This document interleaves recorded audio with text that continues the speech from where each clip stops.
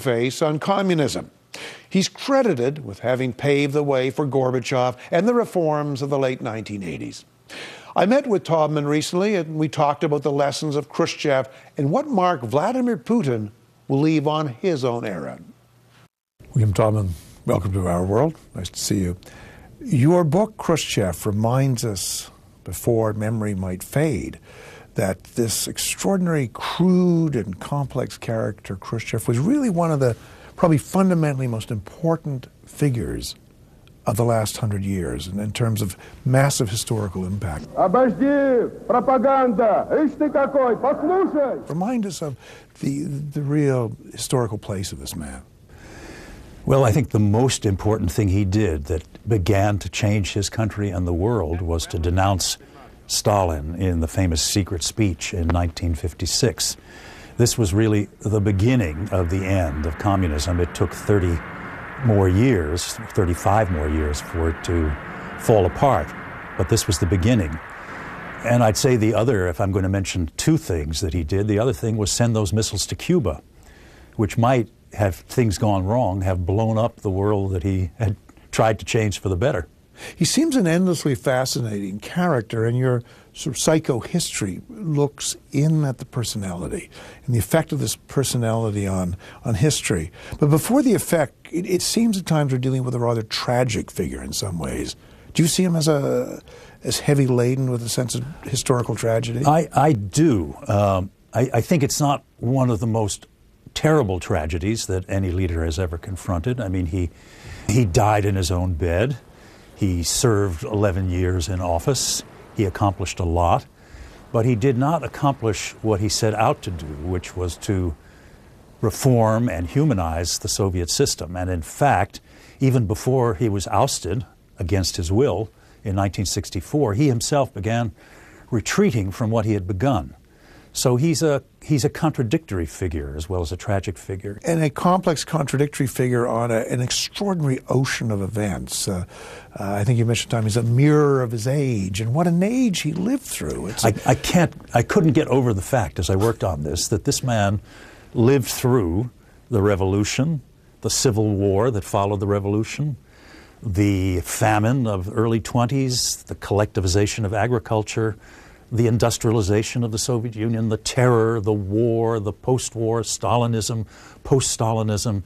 He personifies, in a sense, the first, shall we say, two-thirds of the Soviet age. Well, how did a man born in such poverty, quite bad, poorly educated actually, work his way up what must have been probably the hardest system in the entire world ever, to work your way up to the top end? Well, part of the answer is rather banal. That is, he was very shrewd, he was tireless, very hardworking, but part of the answer is very interesting too.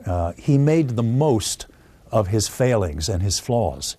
I think he appeared to his colleagues in the Kremlin and to Stalin himself as one of the less educated. He was perhaps the least educated of them all, and he played the role of a kind of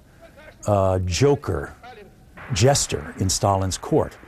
And this had the effect of convincing Stalin that he was no threat. That was crucial to his survival, because people whom Stalin thought were a threat were gone.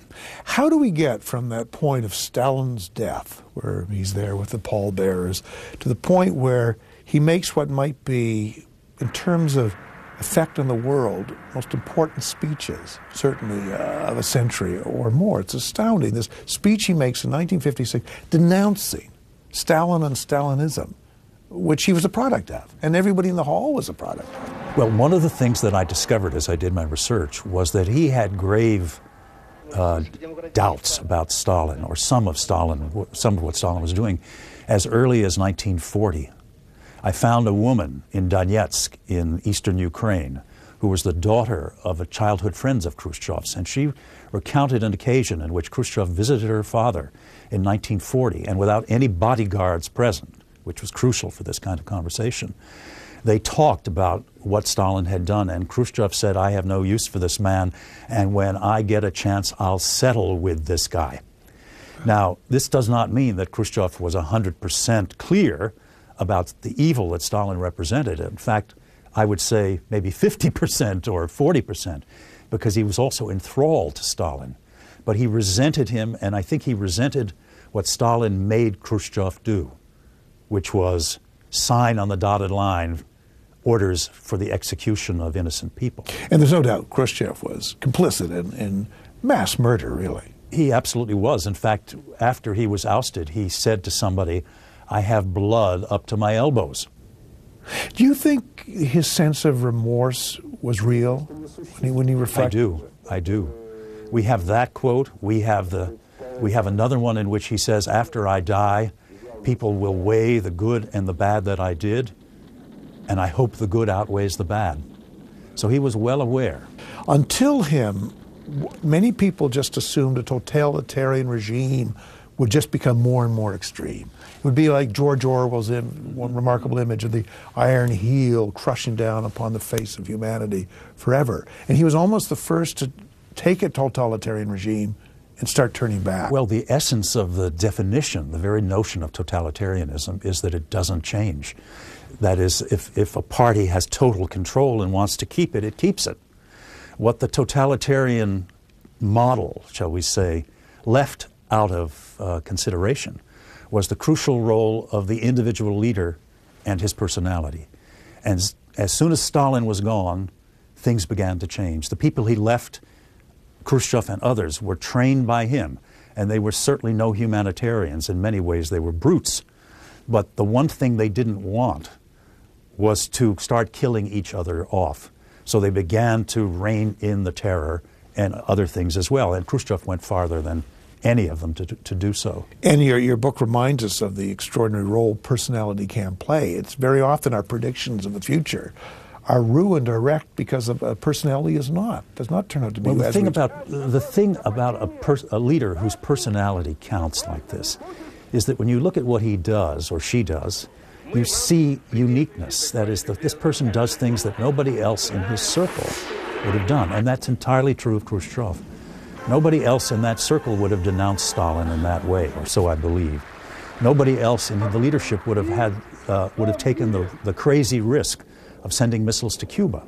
So here is a man who is different, and that difference counts.